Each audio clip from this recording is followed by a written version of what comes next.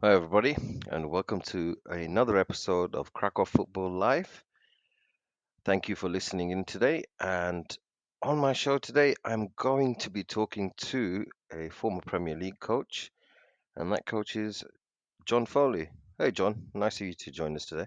Hello, mate. How are we doing? Fantastic to be on. Thank you very much for the invite. Oh, after your experience in Poland, we thought, we should invite someone who, has spent a lot of their time in the football industry and especially at a high level.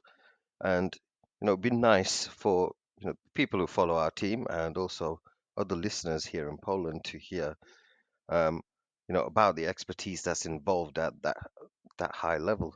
How, in general, how's the coronavirus epidemic been treating you at the moment over there? Well, it was actually pretty, pretty. Obviously, came out the blue, but it was pretty dramatic, really. So the club that I'm coaching at the moment, a semi-professional club, as well as the academy that I work at, and we were actually right in the middle of a relegation battle. And the last game we played was the team who were bottom, and we drew 1-1 with them, and that didn't move us away from them at all as we would have wanted to, and it actually kept their hopes alive. Our league's actually been completely void now, um, and the team that was top of the league is were top by quite a considerable amount, and they've been told that the league's done. So they don't win the league; they're going to have to play the whole league again. And they'd been by far and away the better team in the league. But I think it was just going to be so hard to try and sort out who got promoted, who got relegated. Do you know what I mean? Because if you promote somebody, there's got to be a relegation from somewhere coming down. Um, and then people were talking about doing it on like average points per game and stuff like that, which in my eyes pretty much would have just kept everybody where they were anyway, unless there was like a massive disparity in the games played. So yeah, all football's cancelled. My last session I actually did was, funny enough, a one-to-one session with a young Polish lad that lives in Carlisle. So that was interesting.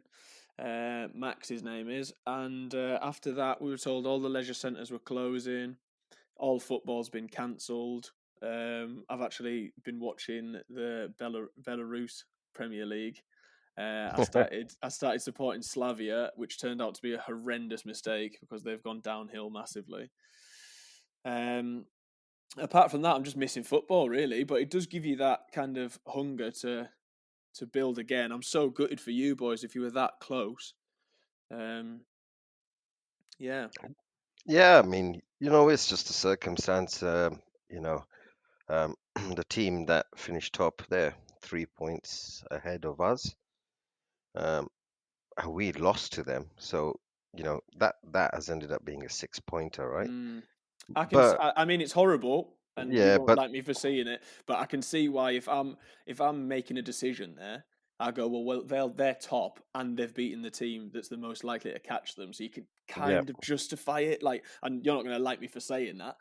Do you know what I mean? But you can no, kind of, if somebody's got to make a tight decision, and you go, well, how close were they? And they go, well, when they played each other, no. I mean, they obviously, all of the players, directors, everyone's got it. Um, I've been pessimistic, I must say, actually. Um, and so anyway, I kind of expected it, and mm. so for Is it me, just the it easier decision? It's just the easier decision, isn't it? Instead I, of saying, yeah, they've not really thought about it, to be honest. So yeah, that's how it is.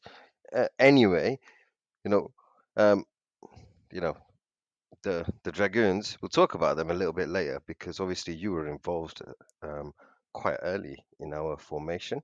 Um, but let's talk about how you started in football because you're actually a really young coach, and well, I appreciate that. well, I know you personally, Yeah, yeah.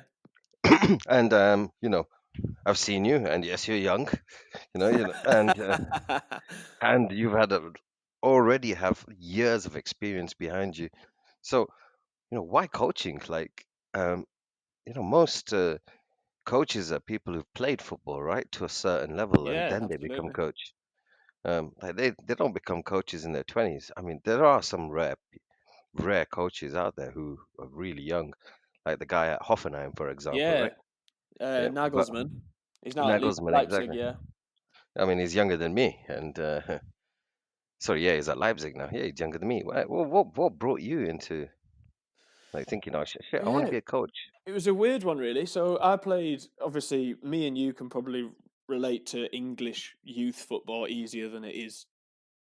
Do you know what I mean? For other people, it's a completely different system to other nations and stuff like that. But played all the way through, and I would say I was always energetic.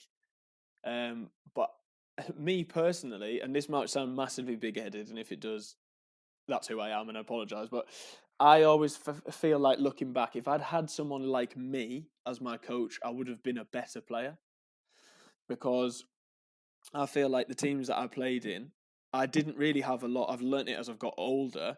Didn't really have a lot of positional sense.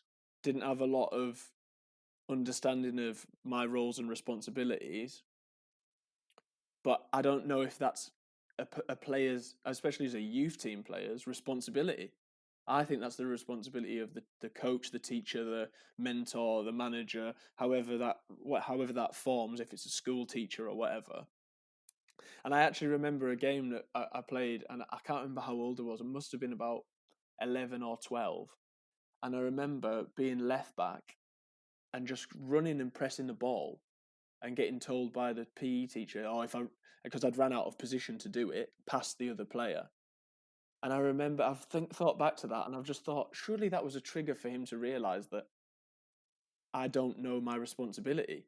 So being, how can you be held to some kind of account if you don't, if you haven't, if you're obviously clearly not clear? If somebody said to me, right, you're a left back, this is where you're playing, and you run out of that position and don't listen, then fine. But if you're a left back who's naturally right-footed like I am, and I've done something that's unnatural, surely that's the job of the coach. And I definitely, as a coach, would think I maybe haven't done my job. If I was coaching a team and they weren't able to do, or they didn't do what I've trained them to do, I haven't got my message across. So I played football until I was about 15, 16. At a fairly good standard, won stuff, but it was like grassroots stuff. But then got into bands and did other stuff, skateboarding and all that cool stuff you do as a teenager, and rebelled a bit. And then it wasn't really until I went to college and then went on to university that I kind of picked up the love again. Um, and then obviously I'd moved from the north of England down to Brighton to go to university, and just through friends really got into playing again, just in a not a particularly high level. And then the coach that was there, I got involved with that. I did my level one, and I was like, oh, I quite like this. Funny enough, I actually got failed on my no, not on my level one. I passed my level one, got failed on my level two, and I've got a conspiracy that it was because they thought that I hadn't filled in my book correctly. And my point was, I can't fill out my book until I've done all my sessions. So anyway, I got failed on that. So that was a bit of a knockback, and I actually took that quite to heart because I thought that I'd done enough to kind of get it. Um, and actually, a guy called Tony Wood, who'll probably never ever hear this, but I went up to him when he was doing a session with, I had a sack of footballs, and just said, "Is there any chance I can coach your lads for a little bit?" And did that for a couple of weeks. Then I ended up getting picked up to go and be coach of an under-18s team, like a Conference South under-18s team. It's quite hard for me to explain that to obviously people outside of England. So it's a National League South. Then So moved through. that, Say again, sorry. so that's one, two, three, So it's, four, yeah, five, it's sixth two. level, Yeah, sixth level, yeah. So it's two levels below League Two. So two levels below professional football. Although sixth level. Huh? yeah, Yep, some are professional in the league above in the yep. National League. I then moved around into county teams, and to be honest, it was the best thing I ever did because as much as there's pressure and stuff, I've got such a bank of sessions in my head that now I can just go and do a session anywhere. You can put me with any age group, any team, and because I did those sessions and because I went away and kind of learnt it for myself, and I was given a platform as well. Which, do you know what? I always feel like because I'm got a northern voice, I was able to kind of infiltrate southern teams a little bit easier because it wasn't. I was never seen as I was kind of a bit of an outsider, but I was never seen as I didn't grow up there. I wasn't competition for anyone. Um, I ended up getting my first management position at Worthing, who are like a county team, who were in real dire straits. And I was at the age of 25, 26. And in reflection of it, there was no way that I should have been given that job. No way, because I'd worked as a coach and that was fine. But then you're suddenly a manager and you're in charge of recruitment of players, dealing with finances, all that kind of stuff, which was brilliant for me now.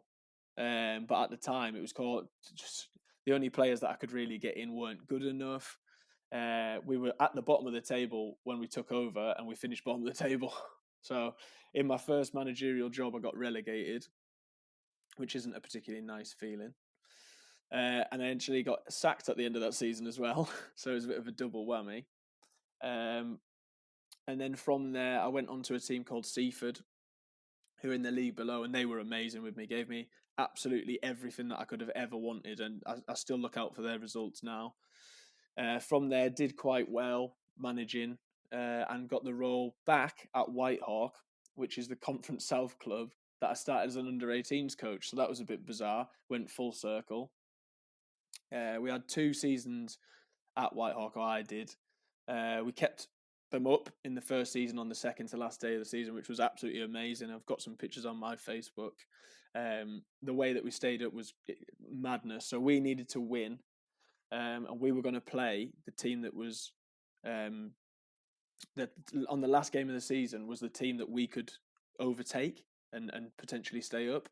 And the game before, so the Saturday, we won our game and they were winning their game, and their keeper got injured. So they brought on a young goalkeeper, and in the 94th minute, he made a howler and let a goal in, which meant that we couldn't be caught then. We'd overtaken them. So then we went to play them at their ground on the last day of the season, knowing that they'd gone down. And I couldn't have imagined the pressure that would have been on us, knowing we had to go to their ground and beat them.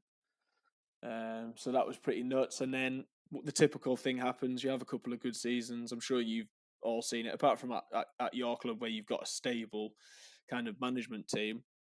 You have a couple of good seasons, then it starts to dip a little bit, and then everybody either gets sacked or everybody gets demoted. I got put down back to the 18s, and it was at that point that I saw kind of an opportunity to move over to Poland.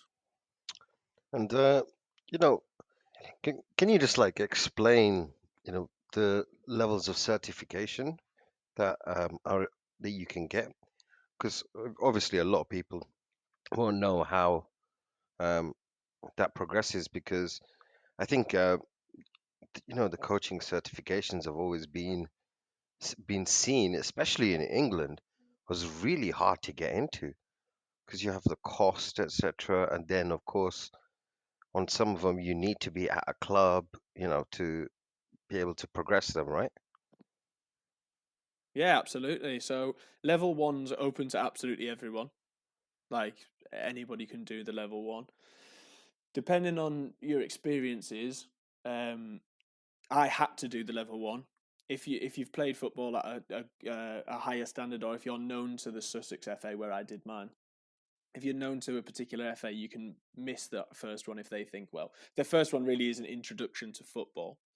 The second one builds on a little bit more, and the second one's the first chance that people will kind of take you seriously. Most coaching will now you'll need a minimum of a league of a sorry a level 2 to be able to do even kids stuff now, because it comes with a criminal record check, and you do all your first aid and everything in that. Then you move on to your B license, and the B license is beginning to people look at you like, is he fit to? Is he good enough to be working as a B license coach? So mine actually came down. I'm not painting myself particularly well here for passing my qualifications, but mine actually came down to I sat down with a guy in the room. I know him pretty well. He's a good guy. He's a very tough guy, but he's a good guy. And he said, "I've almost passed my quota for this course of how many people I'm allowed to pass. You didn't quite do enough just in your session that you did, your final session." And I was really nervous in that session. It's a long time ago. And he said, "Right, I've got 5 questions for you. If you can answer these 5 questions, that'll be you sorted. If you can't answer those 5 questions, you'll have to come do another 6 weeks to 2 months, 3 months, and then we'll come back." So somehow I managed to convince him that I knew what I was talking about, and he passed me on that day. And that was the first step that I really took, where I was obviously serious about it, but I thought, all right, well, maybe the fact that he's given me, because life's all about opportunities, and especially in football. And I feel like even though he'd been harsh about it, he'd actually given me an opportunity. And that was the first chance that I knew I could kind of kick on. And then the distance between B license and A license is absolutely astronomical. So obviously, I don't know how it works in Poland. I know obviously in France It's they've got UEFA. Clairefontaine. They've got where there's like a head area that you go to. So that's the main. I don't know.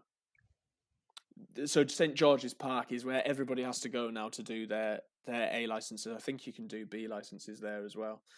And that was what I was dealing with, people there that were all ex-professionals. People that there was a guy that had scored a goal that had taken Blackpool up from League One into the Championship, and everybody knew him. And it was really that was really dog eat dog, that. And although I'm a really competitive person, I'm quite direct to your face. So if there's an issue, I'll say it.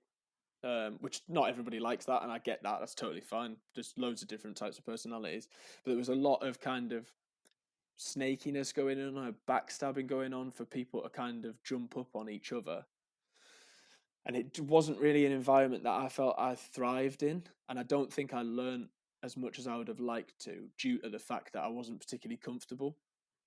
It was £3,000 for the course, which I paid out of my own money, my own savings. You go to St George's Park, you stay in the Hilton Hotel there, and then you have all your meals and everything prepared for, and etc. And I felt, and because I'd paid the full amount myself, and other people had. If you came from the guy that was from Watford under-18s manager, he's amazing. Won't name names, but he'd had a bursary, so he'd got his for like 500 quid. So when it came down to it, and we were meant to have Adi Boothroyd, who's England's under-21s manager, we were meant to have him come and do a talk, and he just didn't turn up. So obviously, I didn't say it in front of everyone. I just pulled the course tutor and said, like, "Oh, it's not very professional. We've paid all this money." And I feel like from that point, he maybe had something out for me, because his point was, well, nobody else has complained. And I was like, well, if I'd paid £500 for this, I wouldn't have complained either, but I've paid £3,000. Like, and it's not the amount of money, it's the fact that I've paid the full amount I expect to get that.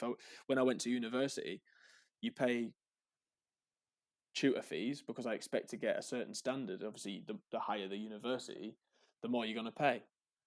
It actually took me 3 years to pass my A license, when majority of the other people on the course had passed within a year, maybe a year and a half. And I felt like maybe I brought that on myself. But in retrospect, maybe I should have just kept my mouth shut, because I didn't get anything for it in the end anyway. I didn't get anything out of it. I just made myself a target. But that was really cutthroat, because, like I said, there was a quota on the B license. So when you step up onto the A license, there's an even smaller quota.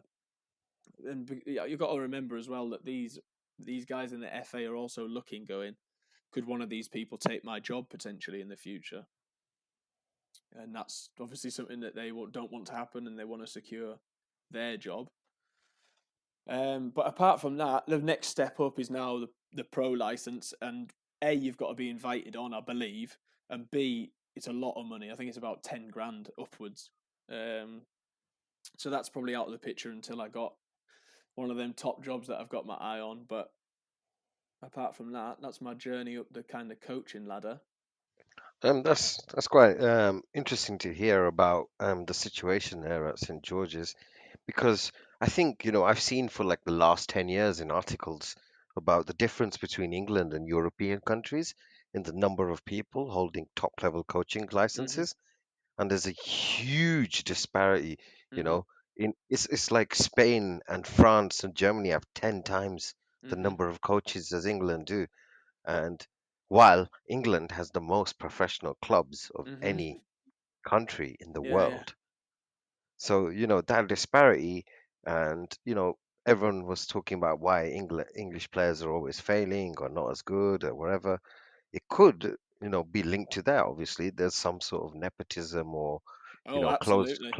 closed barriers within the English Yeah, it's coaching system, right? glass ceilings, definitely. Yeah. I think Uh, the main thing for me is if you look at it and you go, okay, so Spain, Germany, France have more coaches.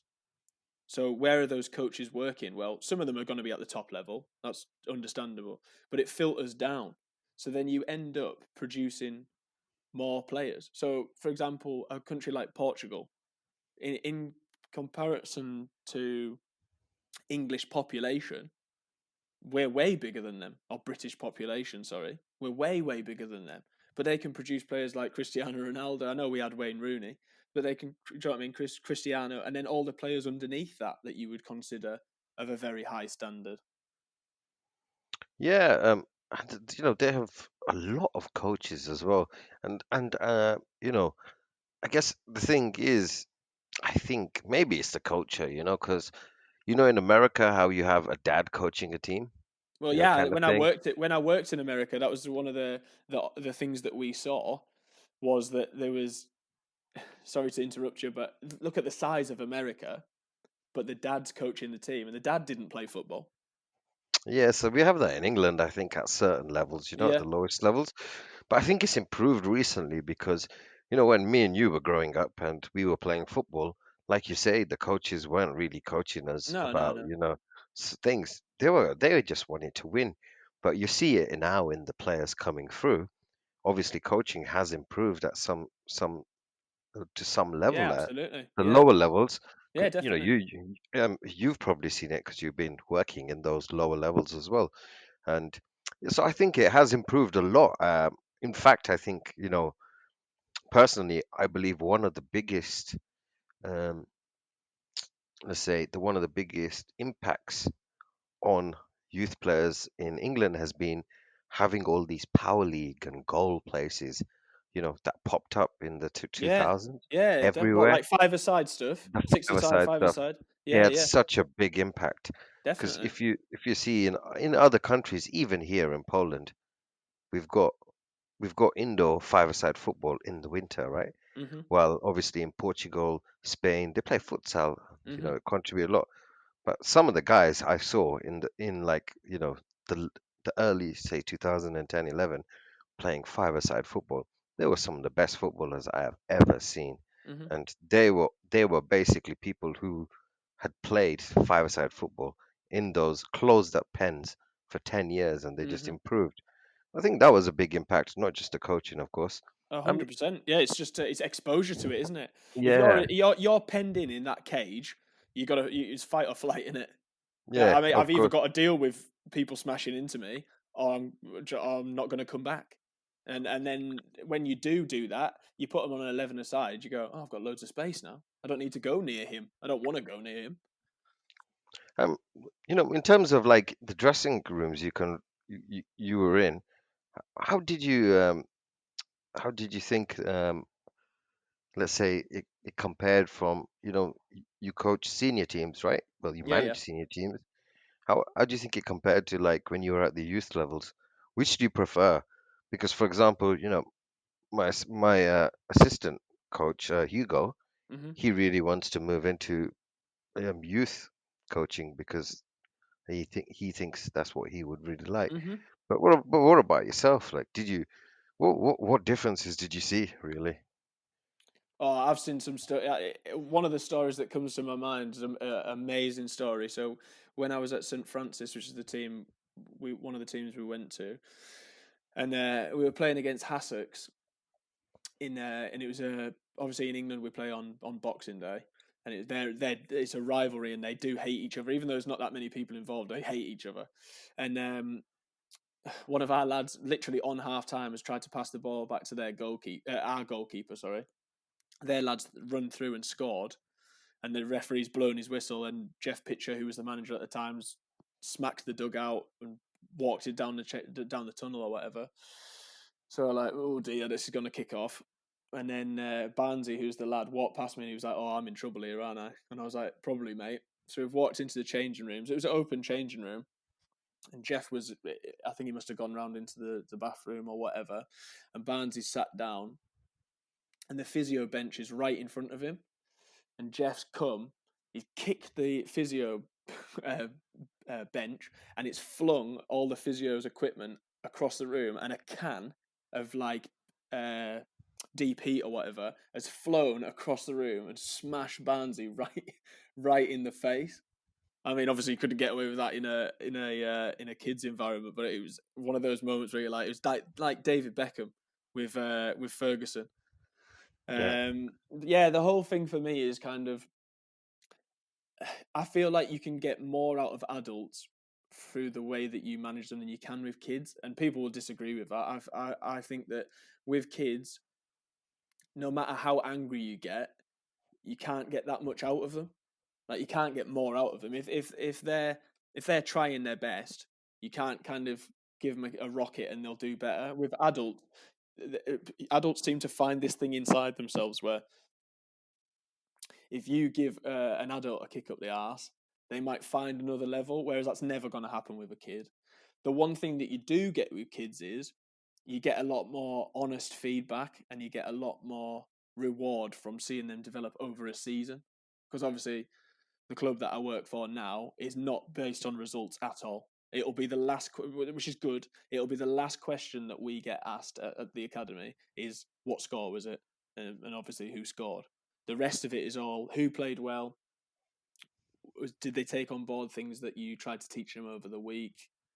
Is there anybody that struggled with anything, etc., etc.? So trying to do the two things at the same time. So, for example, having a very competitive men's game on a Saturday and then having an academy game on a Sunday, I've been not told off, but I've been kind of tapped on the shoulder because I've called for something with the referee, because the referees that we use at the academy are the referees we use at the academy are very young, probably still players, probably 14, 15. They're usually the same age as the players, or maybe just slightly older than them. So there's that whole thing, and there's obviously trying to not manipulate people in the adult game, but there's motivating them with the carrot and the stick, and the whole.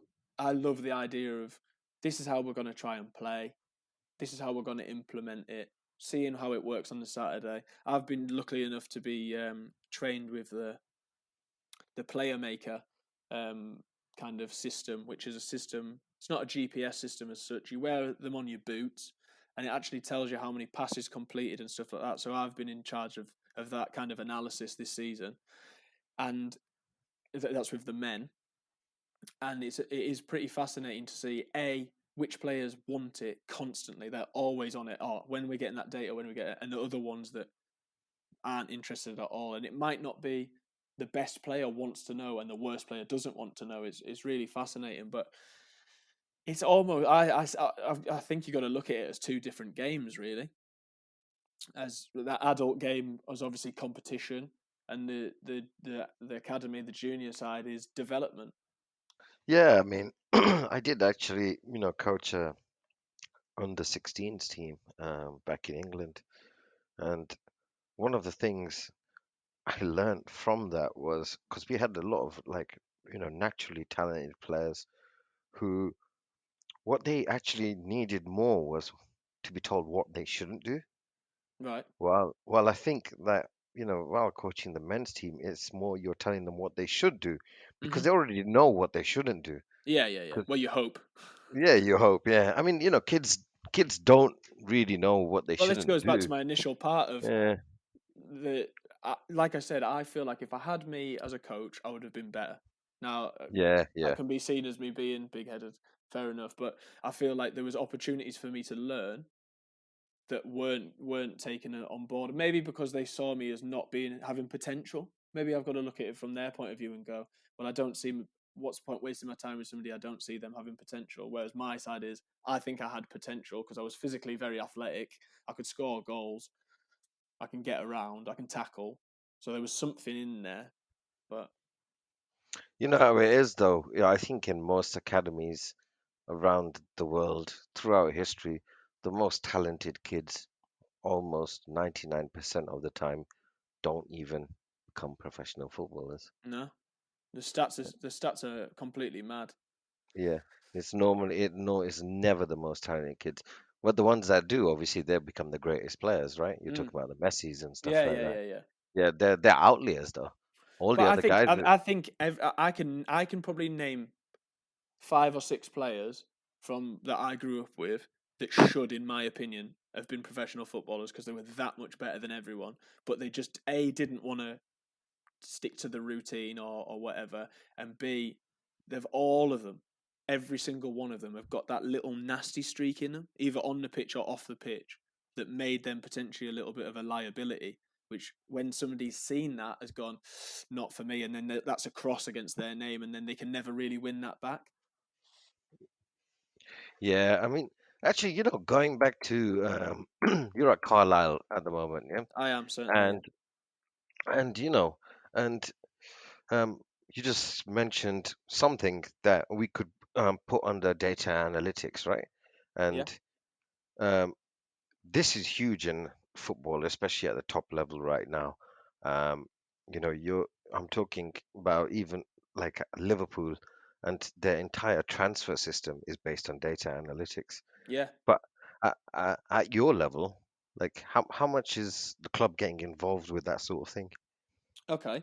Well, obviously, I think every club does that. So we do kind of testing on um, physicals. So you would have kind of a physical pretty much where they would weigh you, measure you, etc. to see kind of. So then if they'd been at the club 2, 3, 4, 5 years, you can go, well, he is growing at this rate, so he's likely to be this size when he finishes. And they also do fitness testing. That's more to do with what you're doing at the moment. So obviously, if you're winning the 1500 meters every time, without having to go into too much detail, we don't need to put a GPS. You can tell that you're fit. If you're losing every 1500 meters, you can pretty much guess that that person's not particularly fit. So that's the main thing. So with PMA, which is the thing that the Premier League put into place, so PMA, it means that we have to log everything that all the players do. So after a training session, we have to log what we did. We have to log how the players performed, and we have to log the intensity of each part of the session. So perhaps you were doing a really highly intense passing pattern. Well, that would log at a 10, and then you might do some I don't know, some set pieces, which would probably be right down with a 1 or a 2, because obviously you're only moving for a short period of time. And that's the main way that we use analysis with our players. Obviously, the higher you would, we're at a category 3, the higher you work up. So Brighton's a category 1. So the way that you work up is the amount of time you spend with the kids has to go up for you to meet the category grading.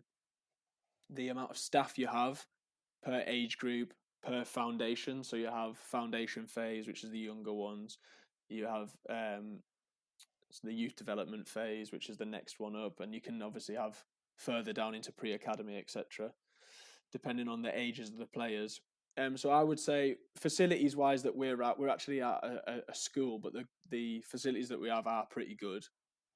The pitch that we play on a Sunday is a grass pitch, and obviously you get affected with grass pitches by waterlogging and stuff, which is, you can't help that, but it's a good setup. It's a good area. We've actually, this last season, I actually had the pleasure of going down with an under 15s team to play Man City at the I think it's called the Etihad training facility down in Manchester. Um, I is think it that's the name of it. Newlands? I can't Is it not? remember. I It's think like it's called. it's massive. It's huge. It's right near the Yeah, stadium. it's the best Um, training facility in the world. yeah, and the players that some of the players that we played against were absolutely unbelievable. And they're not big. They're not all big, tall monsters. Some of them were obviously way smaller than our players. But just the football that they play, they're comfortable with the ball, being passed the ball inside their 6 yard box, and we were pressing them. Like we were pressing them really hard to try and stop them being able to do it, and it just wasn't possible. Obviously, they're a year down, but they've got them. I think 3 or 4 times, and they'll probably have a day release as well. Or they might actually be. I don't think they would do their. Maybe they do their They do schooling up there. schooling. They do Yeah, schooling yeah, there, I think. Yeah. yeah. It's And it called was Etihad interesting. Campus. Right, and Mhm. there's a lad there that came to watch us and gave us a little nod, and then the guy that I was with was like, "You won't believe it, but he actually it's called James Trafford. He's gonna be an unbelievable goalkeeper. He's from Carlisle area and played for Carlisle. Well, at the youth level, sorry, and he's gone over there. So I think he's England's under 17s or 18s goalkeeper. So he's going to be a really good one. Dean Henderson, obviously, that's a Man United player, but he's on loan at Sheffield United. So he's a Premier League goalkeeper. He started at Carlisle United. So there's a decent list of people that Carlisle have helped produce. It's just a weird area because we have such a big area, but It's it's a big just quite catchment. Big yeah. But catchment area. it's a massive catchment because you can only obviously sign players that are an hour away. Yep. But at the same time, we're so rural in this area that an hour from us, do you know what I mean, doesn't mean that much necessarily. And also, there's not that many people. So, like, for example, if you're in Brighton and you've got an hour's worth of travel, you could go all the way up to South London. You can go all the way east to kind of Eastbourne and that kind of way. You can go all the way to west, starting to get towards Portsmouth and stuff like that. So the catchment area is as big, but you've got a lot more people Yep. inside that population. Yeah, so just for listeners in the UK, it's like I think it might be all across UEFA actually, is it? This 1 hour. So Well, clubs it's meant to be. It's yeah, meant to be. That's the yeah, one that Man City get done for all the time. And yeah.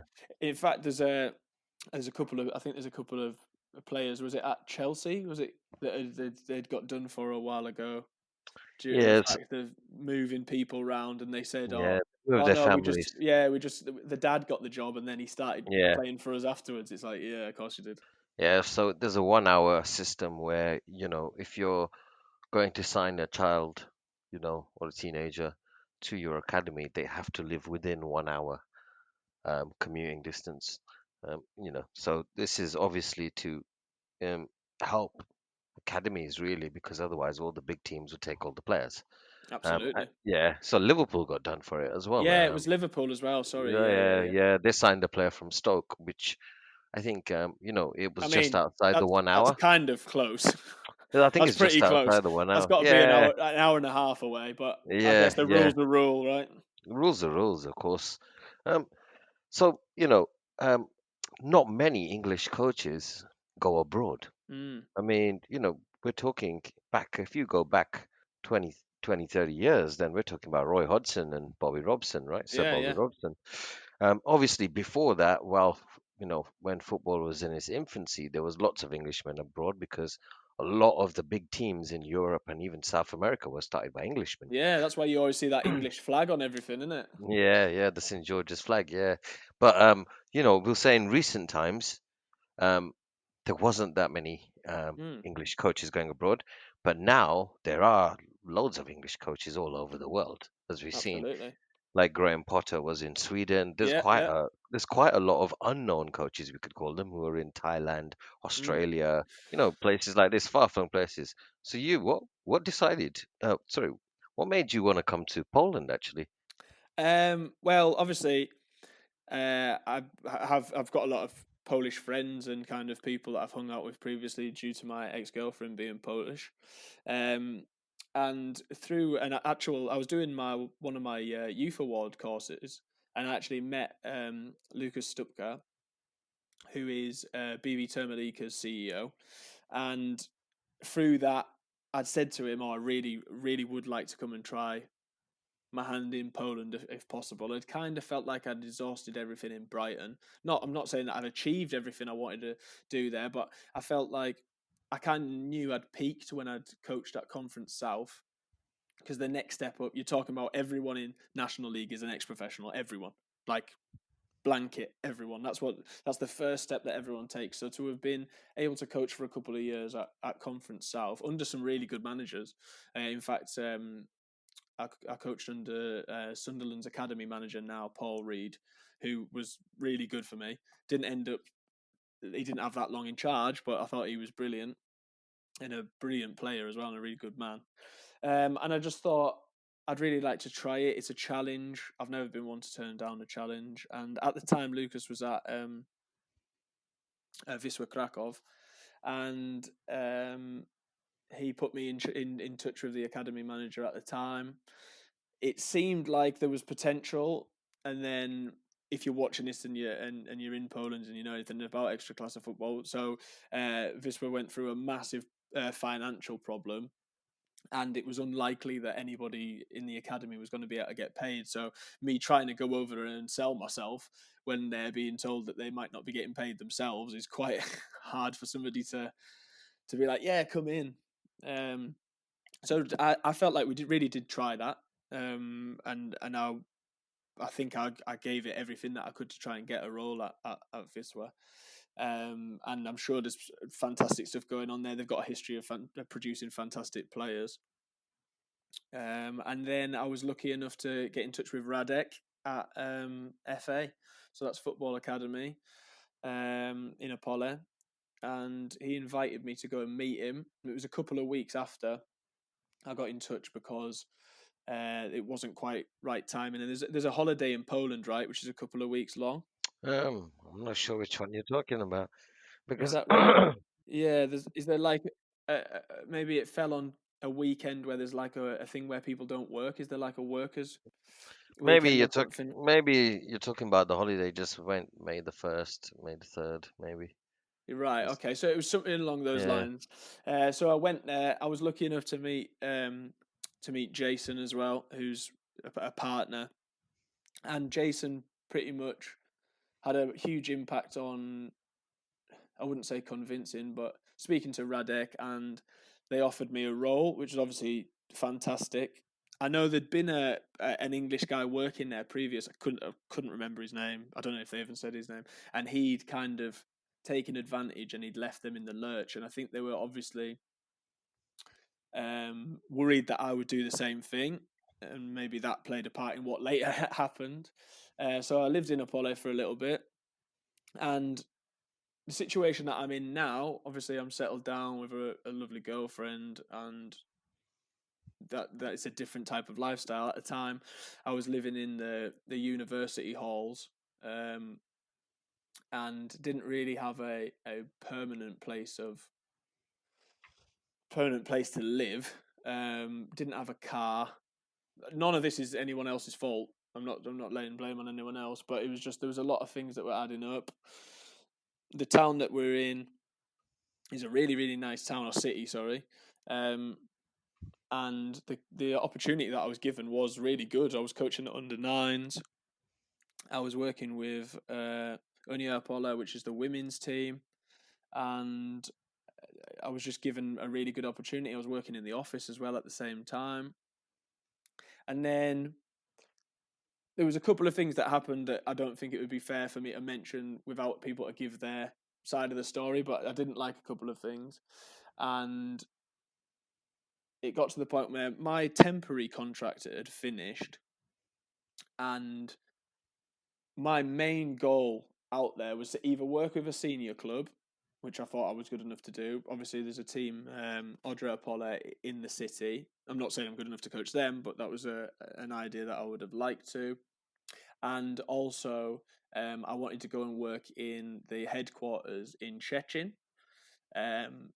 So I kind of, at the end of the contract, requested not money, but requested there be some reassurances that within a certain time frame I could be guaranteed. Now, in reflection to that, I don't think anyone can guarantee anything in life, never mind in football. And it's really It's really tough.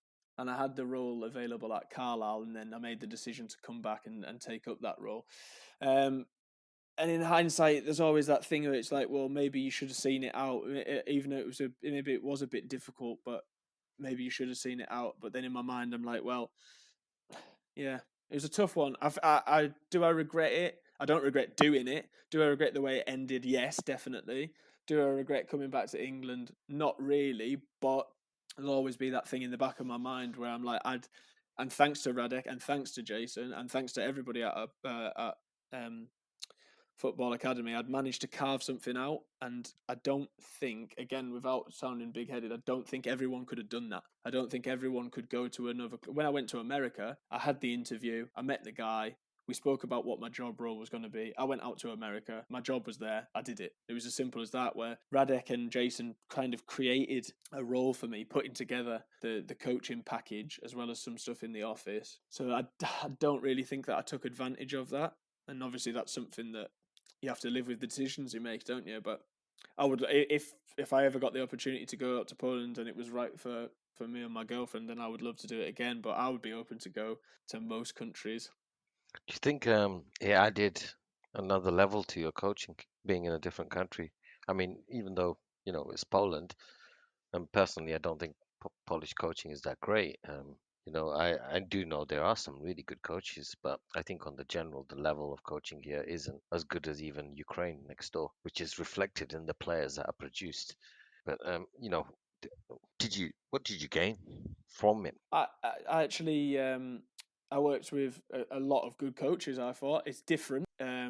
Being from a position of coaching kids before and in England not being able to be strict with them, I was always saying bravo, bravo. Obviously saying good things to them, trying to kind of give them a morale boost, etc. And it was kind of explained to me that the reason why they maybe don't do that in Poland as much is because I'm saying well done for something that he should have been able to do anyway. I'm saying well done because you can do the session that I'm putting on. Whereas you should save that praise and save that kind of celebration for when you really achieve something. It's obviously the environments that I was in. Some were way stricter, way stricter. Dealing with the kids and doing some of the stuff in the with the really younger kids, the pre-academy kind of stuff. That was all good stuff, nice stuff. I was trying to use my Polish as much as possible. You know me, Ashvin. I'm not great at Polish. I try. And then, but there was some coaches that I worked with, and I really thought one of the guys that ended up going to Szczecin, I thought he's a really good coach. Like it wouldn't surprise me if him or his brother ended up in the extra class, or it wouldn't surprise me at all. Funny enough, they're twins as well, and they're both really good at coaching football. They both used to be really good footballers. Um, but yeah, the it was definitely eye opening. I didn't get to see as high a level as I would have liked. Um, I was actually hoping to go out and watch and observe BB Termalika um, around about now, actually, if it was possible. But obviously, with the whole coronavirus, that killed all of that. Just because I still have an interest in coaching in general. I feel like I could go and observe a lot of clubs in England and see things that I've already seen. Whereas if I go abroad, I think that you could see things from a different point of view. I might be wrong. I could go to, I don't know, a club like Preston, not too far away, Championship club, and it could blow my mind. But I just found that would be a kind of eye-opening experience, and I know they train differently. Have you seen that from your point of view? In Poland? Yeah, it's a lot more. Um, it's just direction. You do this, you do this, you do this. I saw Audra Apollo a couple of times training before we were on, and it is very much like you do this, which is how it is at men's level. The higher up you go, but there wasn't a lot of. It was very much drills, if you know what I mean. So it'd be a passing drill, it'd Yeah, be a shooting drill, rather than we've kind of flipped that in England now, and you do a lot more kind of I game think, related stuff or small sport yeah, sided games. I think, I guess the only real club that I've seen in training, apart from ourselves in Poland, is Nadwislan, who own the pitch that we play at. Right. And obviously, they train before our training Oh sessions. yeah, yeah, yeah. So, and the one thing I always picked up from watching them, because I do watch them, and I see what the drills that their coach is doing, and it seems more like they're trying to do this, this 10,000 hours thing, Yeah, yeah, where you do something for 10,000 yeah, hours, yeah, yeah, yeah. and it becomes This is like what I mean. It's just yeah, drilled into you, but it's like yeah, that from the kids level as well. It's very much drilled into you. yeah, and the way I see it, and even I hear from like the best coaches in the world, it's like you have to explain why Mm, you're doing these yeah, yeah. drills. Well, you need buy-in, don't So you? It's like yeah, anything. I mean, so we try to do that with our drills. We do the same drills as well because we do it because some of our players don't fucking get it, yeah, you Hmm. know, um, and we want them to understand this is what we want them to do, but we also want them to understand why. Yeah. So we're doing this. We're doing a counter-attacking drill because we're really bad at counter-attacks. We're not just doing it just because we want But you to get like I these said, these emotions. it's the Yeah, buy-in. If you can yeah, get physical, emotional, mental buy-in to something, I will do it. I will anyway. I think that's most human behavior is that. If I tell you we're doing this today, but I don't give you an explanation, you could make up in your brain, well, I'm already good at counter-attacking. I always score. And yeah. it's like, well, it's not about you. Do you know what I mean? It's about us as a team. You might score a lot of the time, but if you took out this or added this, then perhaps you'd score even more goals. And yeah, I think, and I see these guys play, and they've got a lot of really good athletes in this team. And some of our guys, even Hugo, sometimes he's like, "God, these guys would beat us," and I think no, they wouldn't. Like we don't have their physical, like we've not got their physical ability, let's say, because Hmm. our guys, they're not getting paid to play football. They're playing No, for no, fun, no. right? Yeah, yeah. Yeah, and they do stay fit, of course, but they're not being pushed into that fitness, right? Like those guys are, right, who played Hmm. before us.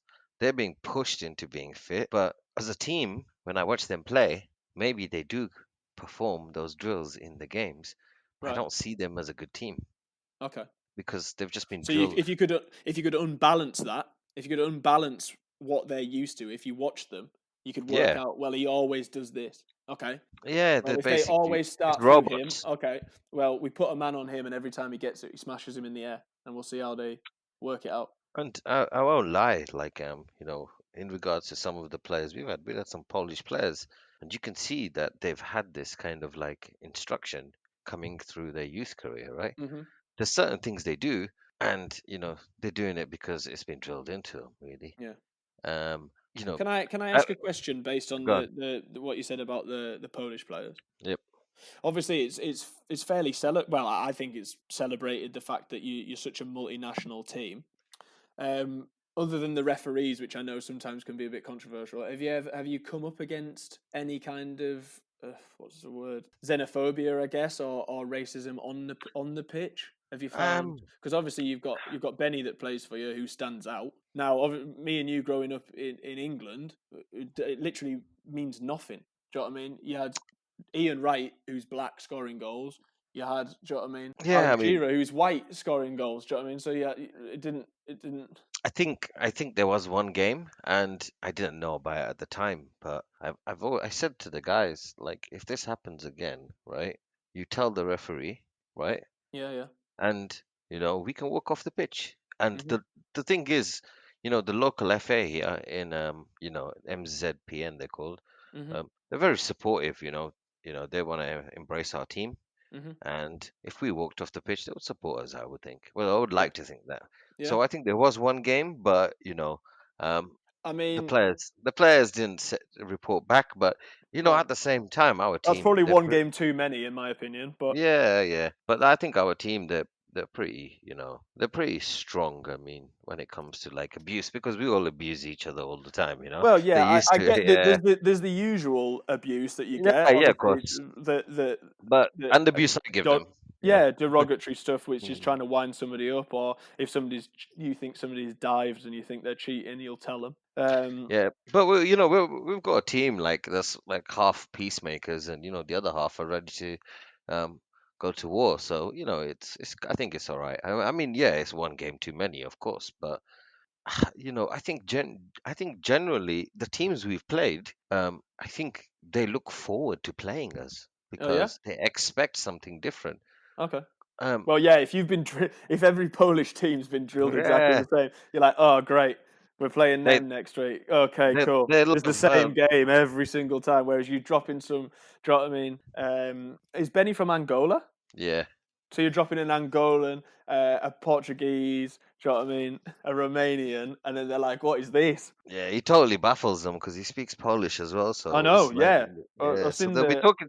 I've seen him talking on the pitch to like other players, and yeah. I mean, obviously you have the little fights in games and stuff, but as long nothing as that. it's like what happens in football was my point. Do you Yeah, know of what I course mean? it is. Because Yeah, obviously, like I said, as a club that's set up a multinational club, you could either be embraced, which is what you hope for and what is right, or you could have a target on your back. So I just hoped that it had gone the nah. I mean, when I think we're quite lucky. There's a big group of us for one thing, right? yeah, yeah, yeah, And yeah.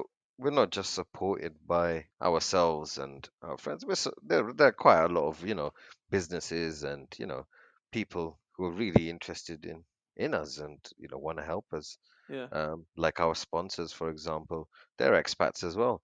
And there's another company that we sometimes work with when we have football teams traveling here, and they're all supportive. They're Polish and they're supportive. So Hmm. we're just trying to grow really. Well, And that's what I mean. this Nobody in is England, nobody in Spain, nobody in France would bat an eyelid. Wouldn't be a thing. yeah, but you see, the thing is, John, though, in all of those countries, there's still racism, just as Oh, there is here, right? there is, I yeah, mean, I there is, think, there and definitely is, yeah. it's just, I don't try to downplay racism, but at the same time, I think I really just don't take note of it, I guess maybe. Hmm. I'm a bit. I think Boomer's the same, to be honest. He just wants to play football, man. Just obviously, but like I say, we will walk off if it happens. Though Yeah, this is the thing. I've told them. So if it happens, we walk off. We can't stand for that. Um, Actually, how did you when you first came over to Krakow, yeah, you yeah. got did you get in touch with us or Alex got in touch with Well, you? I was really lucky that Alex, he's a very clever bloke. I know he can hear me speaking, but he's on the ball, mate, massively on the ball. As somebody that you've got as your kind of leader and the guy that's gonna set things up and stuff, you couldn't ask for anything better because he's not motivated by money, which is usually what football is about, from my experience in most countries. And he has a genuine love for football, and he just messaged me on LinkedIn. Actually, I'm sure he'll correct me if I'm wrong. To just see if I was available and interested and stuff, and it was as a coach, not as a player, which is what I wanted because I'm happy to play football whenever, but I really want to coach. I could still play now. I do play from time to time, but my passion is about. Oh, it was Facebook. Sorry, and yeah, it's one of those things where my passion is for coaching. It's interesting enough as a little segue. My parents are both teachers as well, so I've in a roundabout way I've still ended up teaching, but just not in a classroom as such, more out on a pitch. And yeah, I wish I could have done more sessions. I love doing it. I hope the lads enjoyed it as much as I like doing it. You've got an amazing facility, and yeah, Mate, they were confused. yeah. They didn't understand what you were trying to do. I Right. mean, Too much? Too much too soon? I think it was at that time. I think now if you did it, it would be okay. At Yeah. that time, we were, we our training consisted of games until that Yeah. point, Yeah, right? yeah. We were new. This was Yeah. we were starting our But Sunday league season. perhaps that's selfish from my point of view. But Perhaps on the that's me yeah, trying but to show what I could do and maybe not taking. This is the whole thing of as I'm getting older, I'm just learning more. Even if I do the same session, even I'll if I tell do you the same something. session. Tell you something. That will have been a factor is language. Yeah. So you're explaining the exercise and saying this is what you do, this is what you do, go. But when you've got so many nationalities, Yeah, yeah. sometimes you got to like Like I explain said, it twice or yeah, so. yeah, So yeah, that's on me, and especially, and that's something that if I get to where I want to get to, there's going to be dressing rooms full of people that don't necessarily speak the same language, and maybe you have to find a different way of teaching and explaining things and getting your point across because I'm sure a lot of clubs, because you can't tell me that there's these lads that play in Ukraine, the Brazilian lads, they can't speak Ukrainian to start off with. Nah, There's no chance. In fact, interestingly enough, when I was watching Slavia play the other day, because they've got no in Belarus, they didn't have any fans to start off with. They've let fans in now, which seems bizarre. But you could hear everything that the coaches were saying, and he was speaking in English. So he was speaking in there's is an it English coach. no, There's an English coach oh, in he's there, but Belarus, I this think. guy's Belarusian or Oh, okay. Belarusian, or I don't know. I don't want to Yeah. offend anyone. He's from Belarus, but he was speaking in their native tongue. Then when it came to one of the other players, he spoke in English to him, and then he went back to I don't know if he spoke in a different language, but yeah.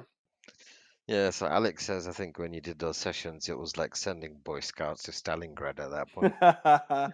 Well, I mean, Yeah. yeah, possibly. So, do you know what I mean? It was maybe one of those things where I was like, I want to carry on coaching that as As you intensely as were. I can, Yeah. and maybe I needed to tone it down a little bit, and that's on me. And I mean, Ah, I don't think it's the last mistake that I'll make. I'll definitely nah, do it again. I'm sure it was a new experience for you. I mean, I still have to.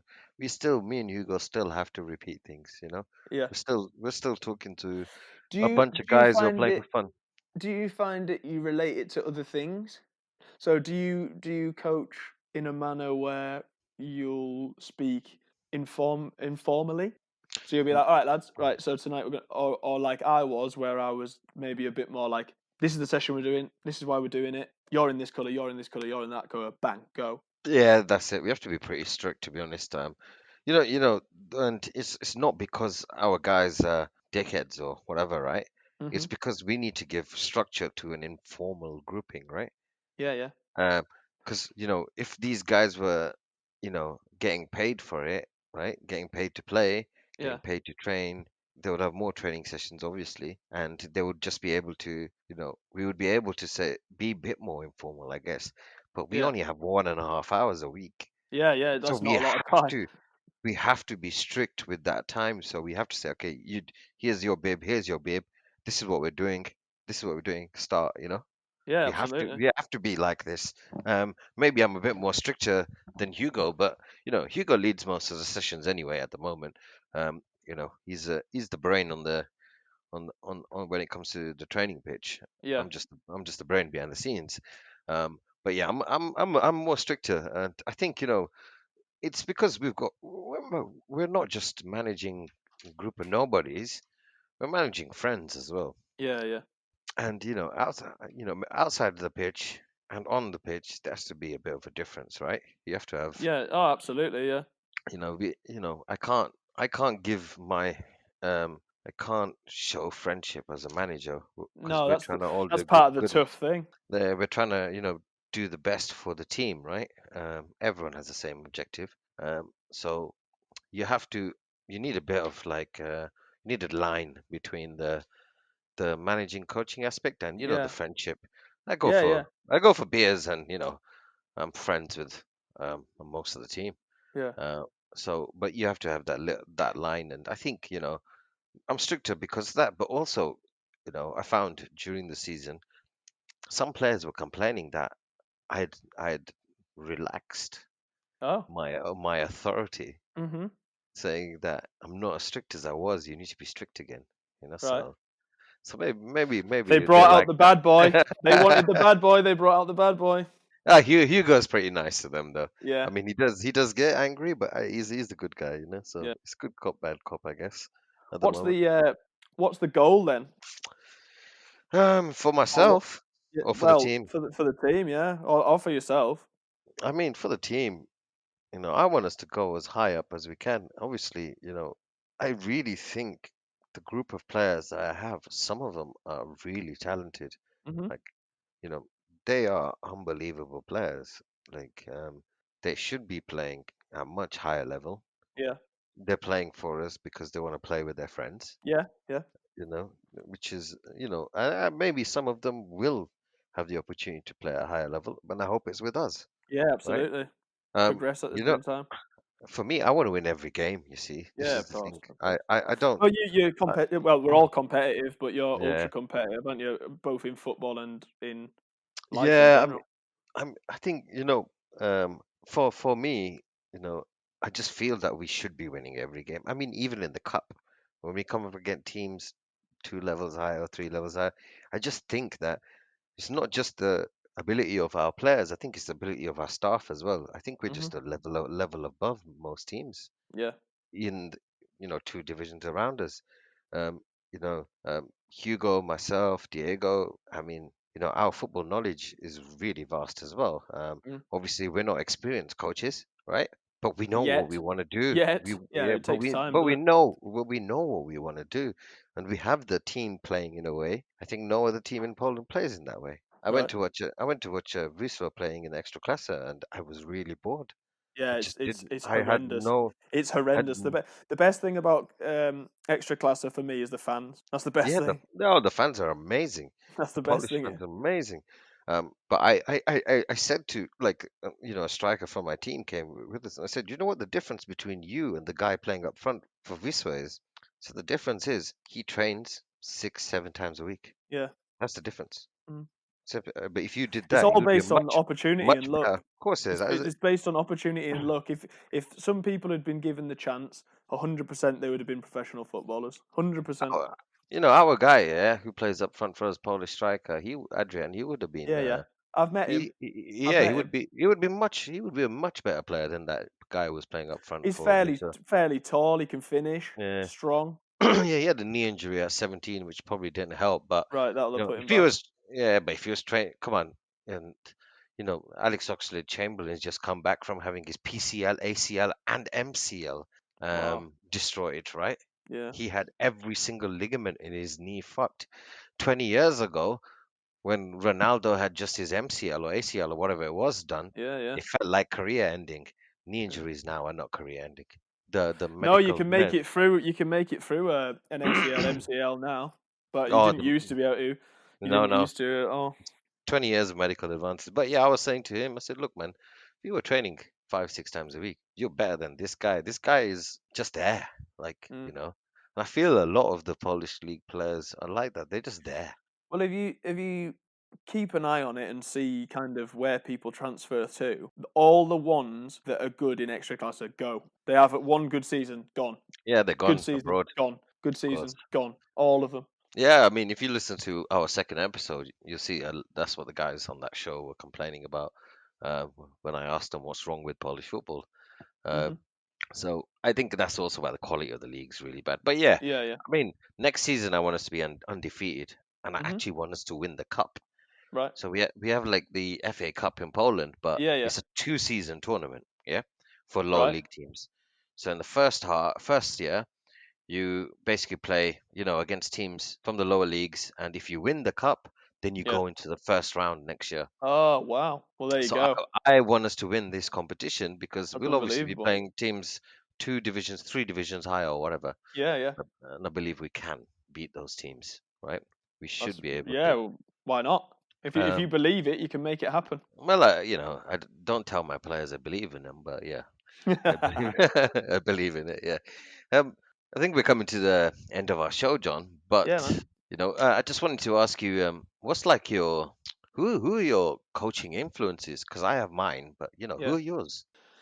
Like, Oh, how do you want if you were to take look at the moment you're managing kids, right? But if yeah, you yeah. manage the seniors, how would you want them to play? Like, who is that inspiration, the coaching inspiration for that? Because we all know, like as a coach, there's different styles, and Yeah. they've all been passed down. There's like passed down through the ages. Like there's the Rinus Mikkels group of coaches, right?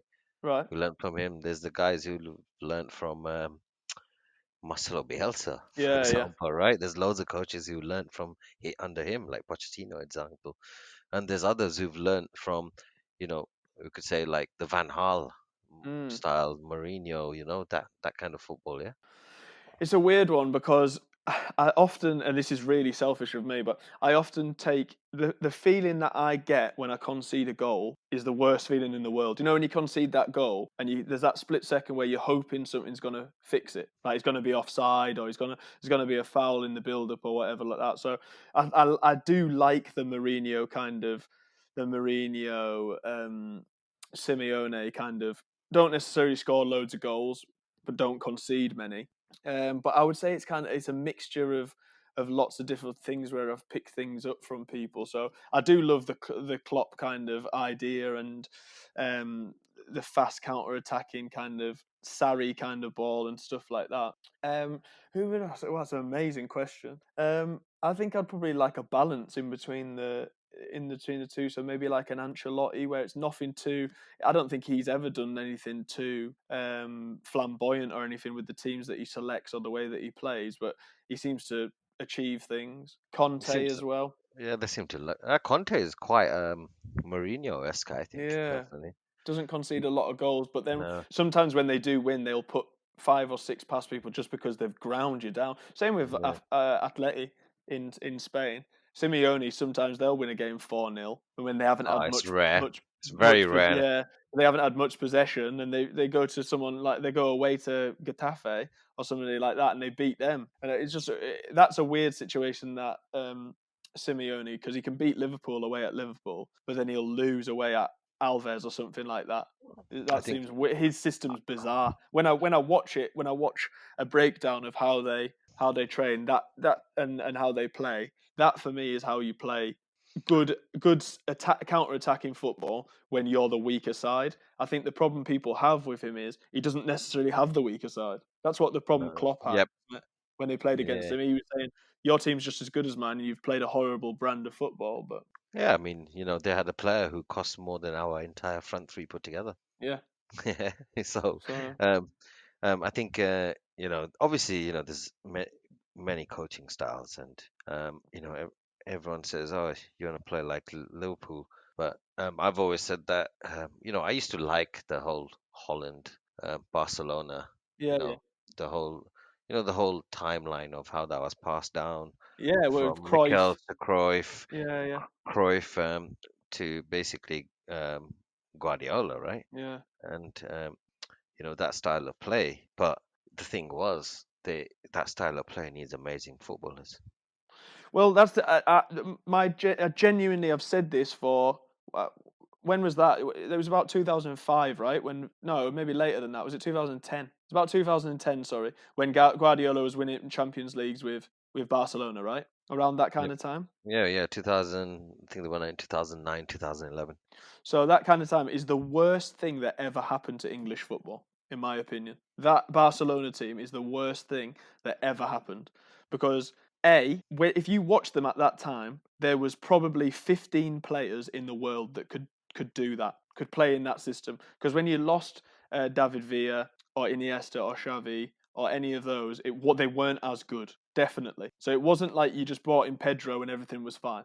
Pedro's a very good player, not the perfect example, but there wasn't people necessarily ready. So we then in England went, we want everyone to play like Barcelona plays. It's like, well, you're telling me there's 15 people, adults in the world that can probably play that and be effective, and you want little Timmy to try and do that. Well, you're going to play out from the back. You're going to lose the ball every 2 seconds. They're going to score. What's the point in that? So I I think it's understand. yeah, but you know how it is. Football evolves, mate. Yeah, So you had that Barcelona team was conquered, right, by a Bayern Munich team that just out brutalized them physically, right? yeah. And but at the same time Well, played and football. thing, Bob, and Inter Milan beat him when Yeah, but Mourinho was there. yeah, that Took, but that was took very turns to lucky kick though. him. Took turns But to that kick was Messi very lucky, until mate. one got yellow card. That was Yeah, very lucky because they had the volcano in the first leg, and then they had the disallowed goal in the second one, right? yeah, Which would have yeah, put yeah, them through. Um, and then obviously, you had the Bayern Munich, and then you had Real Madrid, right? And in yeah, between, and you had gegenpressing as well. yeah, yeah. Uh, like gegenpressing would kill tiki taka, Well, right? you'd hope. Ah, it would because it wouldn't give. Who's setting up the Gegenpressing team? Me or Klopp? Because if it's Yeah, Klopp, you got a exactly. chance. If it's me, I mean, can yeah, I ask Alex a question? sure. Or a question I asked to you, and you can. Yeah, no, no. So what's the most proud moment for the Dragoons so far? Is that obviously a question to all of you? It's a difficult one because I'm so competitive. Nothing's made me proud yet. Um, I can have a go at that one if you want, and then I'd yeah, love you sure, to. go Yeah, for it. yeah, for me was, to be honest, the first game we've ever played yeah, officially, right? yeah, Because yeah, it was the first cup game we've played, yeah, yeah. and it was a 6-0 victory. And it was a brilliant way to start our journey. Absolutely. Uh, so for me, that moment was really unforgettable. Obviously, I'm looking forward to more, but that's one milestone, let's say. Yeah, there has to be something, doesn't there? I know Ashvin's stone cold hearted. Someone has to be. I'm only joking, man. No, I Someone just has to be. wondered because at some point there's going to be something that takes your breath away, and you go, "I did it, I did it.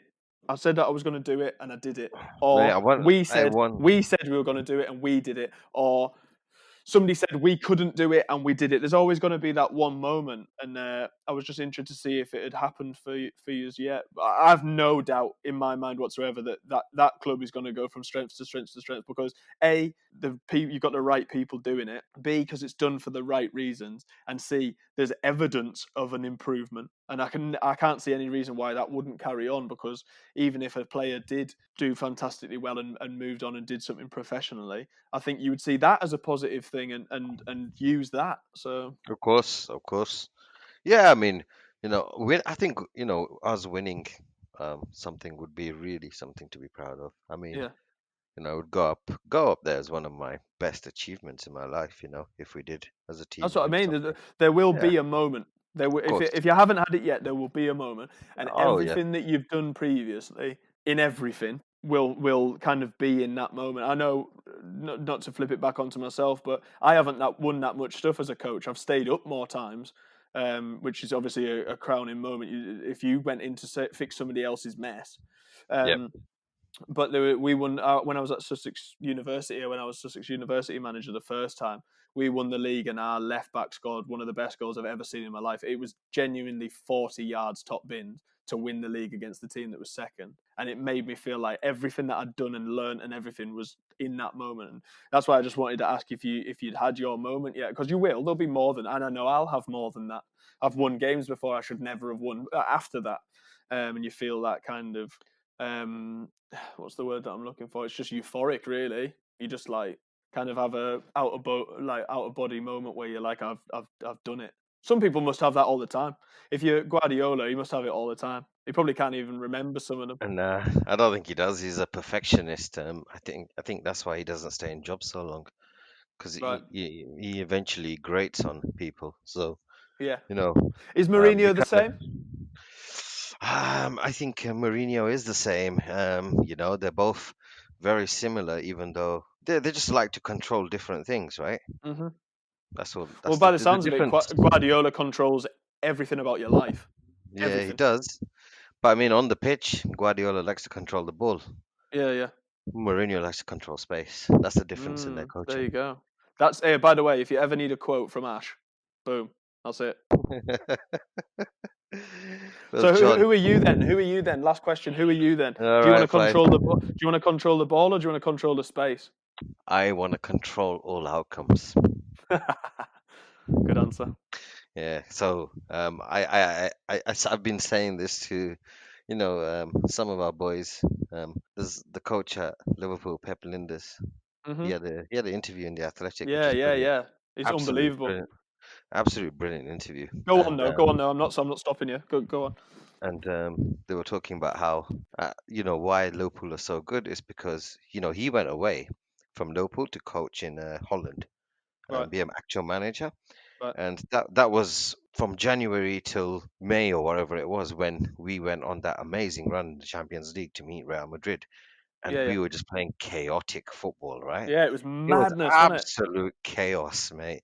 Like, scoring 4 goals against Roma in the first half and stupid shit like that, right? Yeah, yeah. Where it was just all out attack, and we had fucking Mignolet in goal at the other end, so we were What a like a sieve. disaster. No, Carrius as well. We had as well, Oh so it wow, was yeah. it was like a sieve at the other end. And so he came back after that, and obviously, since he's come back, we've done 97 points in the league. This year, we're gonna probably break the points record, Yeah. as well as the European Cup last year, right?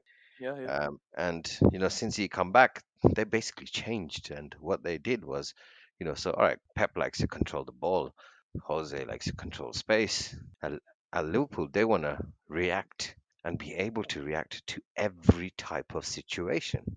Hmm. They want to control everything. So I think Pep Linders was saying, like, look, when Guardiola's team play 99% of the time, they will win playing plan A. They don't Yeah, have plan yeah, Bs, absolutely. Excuse right? me. But the one time they lose, it's always a big occasion. And for Man City, that's the Champions League. They Yeah, always lose in the Champions League. absolutely. Um, on those games, right? So they're the games that they that the 1 out of 100 times plan A doesn't work, and they never have a plan B. I don't think he trains a plan B. No, they don't need to though. I don't think he. If I you don't if, think if he. you I don't don't need think he to, right? trains one. And Jose's the same. 99% of the time, Jose's teams play the same way. Obviously, they don't win as much as Pep's teams do, right? But They they still, used to, but now he nah, nah. lost it. I They're don't know what clutch. happened. I don't know Football what changed. happened. Football changed. Yeah, that's probably what you're right. So It's probably while Pep. It's probably Pep. so it's like the thing at Liverpool is we don't play to control the ball 60% of the time. We don't play to control the spaces all of the time. Every game is played depending on what's happening in the game. Hmm. Um, the What did you make of the shock loss to Watford then? um, I Because think I didn't know the result, and I watched Match of the Day. Obviously, I don't know. I'm sorry for people in I Poland that don't know what watched. that is, but I watched Match of the Day, and I saw Robertson make a mistake early doors, Trent Alexander-Arnold make a mistake early doors, and Van Dijk make one on the ball, and I thought to myself, I didn't know the score, and I thought to myself, Yeah, Liverpool are in trouble here I, because I there's too many people. Normally, Trent will make a mistake, Van Dijk will tell him off. That's it. But don't everyone, don't tell anyone, but I actually bet on Watford to win the game at halftime. wow, did you? Yeah, I did. I posted it in our little chat that we have with the players as well, because we were all watching it, and I was like, you know what, we're gonna lose this game. You could just see it, and I can forgive them, right? Because It felt like that. because every other game they pulled it out of the bag. I mean, Villa away was amazing. Yeah, yeah, yeah. 2 goals in fucking the last 3 minutes of the game. And it wasn't, Absolutely. and I didn't even feel like they would lose that game because I could see it coming. Just the Right. pressure they put on teams. Uh, I remember when the we're going on a bit too much here, but there was the Everton game. Everton came to Anfield, and Silva was talking about, oh, they will stop Liverpool's front three playing or whatever, and they'll do this and do that. Liverpool's Hmm. front three didn't even start the game. It was Divock Origi, Sadio Yeah, Mane, yeah, yeah, Shaqiri yeah. who started the game. And do you know what Liverpool did? What's They that? played they played long balls. Right. Dejan Lovren, Van Dijk were just hitting long diagonal balls all the time and just absolutely exposing the back four of Everton. They didn't Yeah, expect it. They just did not expect it. Because Everton pushed up high. Liverpool like, all right, we have to play long balls. But the thing is, the centre backs are really good at long passing, yeah. and To be fair. So is Trent Yeah, Alexander-Arnold, yeah, and yeah. so is Robertson. So this is a team that's equipped to play in every single kind of way. You No, see, absolutely. I think he's built a fantastic squad and a it's a fantastic team, machine. It's a and not machine. for that much money when you take some of the transfers, but when you take Van Dijk and put Allison in, that's 140 million in it. So then you bump the whole thing up massively. But Essential. It was essential. Those were essential upgrades. oh yeah, yeah, yeah, yeah. That's it. But it's like anything in life. So Yeah, it's supply and demand. So. yeah, What's going to be the next step for Polish football? Because I heard they were going to be starting up again, not too distant future. yeah. But What is? just the top 3 or 4 leagues. So the rest of us, unfortunately, Yeah, we won't be able to play again this season. In yeah, a in not I wouldn't say professional, but in the league. But yeah, so they're gonna be starting up again. But I don't really keep up with yeah. the 29th is the date that I got texted. so yeah, we'll see what happens with that. Um, again, we've had a lockdown, but we've not had much testing in this country, so there's something to be careful of. Mm. Yeah, Well, it wouldn't be a particularly clever idea to come out of it. It looks like Germany have messed theirs up. but you know what? I think this for me, there's this thing where everyone is having to go back to life, right? Normal life. People are Yeah, having to yeah. do their jobs. What makes football special? right? I think it's money. Yeah, but I mean, I think but it's what the amount of money. No, what makes I'm not. them? I'm not Nah, saying you're what makes, wrong at all. I'm yeah. playing devil's advocate. Of course, you're saying money, but I mean, what makes them special is in they don't have to do their job. While fucking Jim and Pavel, the fucking tram drivers, are Yeah, having yeah, to work. Why shouldn't footballers? If everyone is going to have to live with this virus, yeah, yeah, I don't see why footballers or all sports people shouldn't have to either. At the end of the day, they're they have jobs, you yeah. know. So if the rest of us are expected to get back to normal, Controversial. It's not like you to be controversial, Ashvin. hey, I'm actually for once I'm supporting the people here. Normally I'm elite. John, Yeah. it's been great to have you on the show. This is actually the longest podcast we've done so far. Well, I could have told you that was going to happen. It's Yeah, John Foley, isn't it? yep, I yep. could talk for England. Thank you very much for your insights into coaching in England and to your experience here in Poland. Um, you know, hopefully we'll have you back on the show in future, Anytime. My absolute pleasure. and hopefully we'll see you again in Poland at some time. Oh, I And very much hope so. yep. Um, so thank you everybody for listening, and I hope you'll tune in next week as well for another episode of Krakow Football Live.